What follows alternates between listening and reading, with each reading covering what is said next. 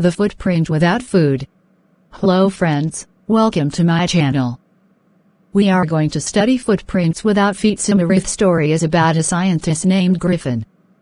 He had been discovering ways which could make a man invisible and finally swallowed certain rare drugs that made him invisible.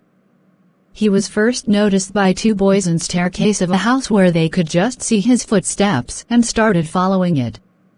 They follow it until the footsteps are fainter and cannot be seen. First, as he is feeling cold, he enters a mall for some warmth. After the stores shut down, he decides to wear some warm clothes and eat something. He first unboxes a few clothes and wears them. Then from the kitchen of a restaurant, he eats cold meat and some coffee. Later he goes to a grocery store and eats sweets and drinks wine. He then falls asleep on a pile of quilts. He then wakes up in the morning when some of the store assistants had seen him and started chasing him.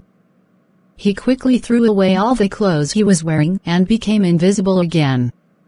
Then he started roaming around again without any clothes in the cold winters of London.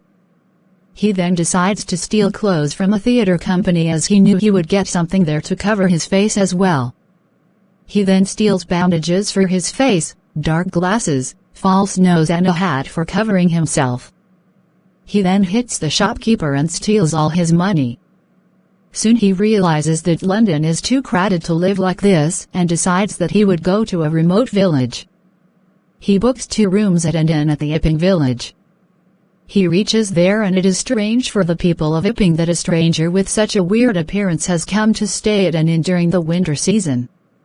Once his money is over, he steals from people and also hits the landlord and his wife when they try to check his room in his absence. Then the village constable is asked for help, but before that Mrs. Hall, the wife of the landlord, asks him questions regarding who he is and what he did to her furniture. This makes him really furious and he decides to show her who he really is. The people then see a headless man and Mr. Jaffers. The constable also finds out that he would have to arrest a man who does not have a head.